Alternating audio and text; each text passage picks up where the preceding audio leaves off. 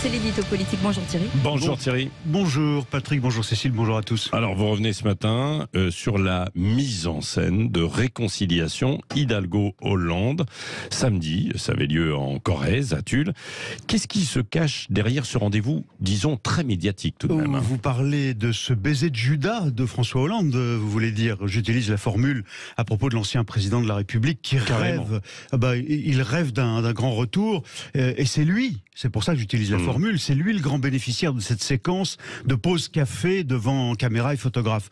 Au PS, vous savez Patrick, on se pince le nez depuis quelques années en évoquant François Hollande depuis son auto-éviction de 2017. Beaucoup lui attribuent la responsabilité de l'effondrement électoral du parti au présidentiel. Et voilà qu'on lui demande de venir à la rescousse et de montrer que lui aussi soutient Anne Hidalgo. Alors l'occasion était trop belle pour lui de revenir sur le devant de la scène en figure tutélaire de ses camarades socialistes. Et tant pis si tout le monde a encore en tête sa critique récente sur la candidature de lilliputienne d'Anne Hidalgo. Patelin, hyper souriant samedi, François Hollande savourait ce moment. Il s'est même payé le luxe de lui donner des conseils sur la façon, tenez-vous bien, de résister aux mauvais sondages. Mais alors pourquoi le PS a-t-il appelé Hollande à la rescousse? Alors, même si personne n'est dupe, cette unité de façade, c'est toujours bon à prendre. Vous savez, les enquêtes d'opinion maintiennent Anne Hidalgo aux alentours des 5-6 points d'intention de vote selon les scénarios, comme ce matin encore, le dernier sondage IFOP fiducial. En fait, les proches de la candidate et l'état-major socialiste font feu de tout bois pour sauver sa candidature. Ils espèrent beaucoup, par exemple, de son passage hier dans Ambition Intime sur M6, notamment pour contrebalancer les effets désastreux de ces petites vidéos niaises de campagne qu'elle improvise, comme celle tournée à Saint-Vallier où elle s'est mise en scène devant un distributeur thématique de billets de la SNCF, une vidéo visionnée des centaines de milliers de fois et qui a beaucoup fait rire.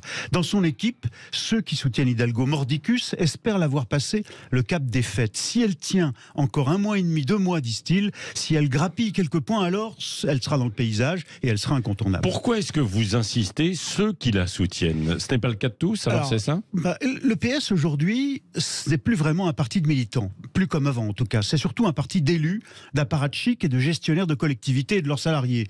Ils s'inquiètent tous pour leur avenir. Pour mener leur campagne en vue de leur réélection, ils ont besoin que l'appareil socialiste ne disparaisse pas.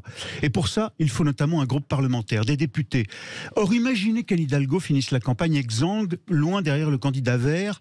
Comment faire alors pour se répartir avec eux les circonscriptions, les négocier en position de force, faire campagne avec eux? Certains ne pensent qu'à ça, c'est leur obsession. Alors, ce que vous voulez dire, c'est que certains veulent débrancher Hidalgo. Alors. Oui, certains imaginent un scénario en 3 temps, que la candidate PS s'efface d'abord derrière Yves Jadot d'Europe Écologie Les Verts. Ça permettrait de masquer l'effondrement. Deuxièmement, dans un deuxième temps, négocier en échange avec les Verts des circonscriptions suffisamment aux législatives. Et puis enfin, profiter des 5 ans suivants dans l'opposition pour reconstruire un PS plus fort avant 2027. Pour l'heure, ce n'est pas à l'ordre du jour, c'est pas la ligne officielle du parti bien sûr. Hidalgo reste là, il y aura un bulletin Hidalgo, mais si Anne Hidalgo ne s'impose pas dans le mois qui vient, alors oui, tout est possible, une fronde, notamment d'un certain nombre d'élus. Bon, nous verrons ça tout à l'heure aussi dans les grands débats du matin avec vous, Thierry Guerrier.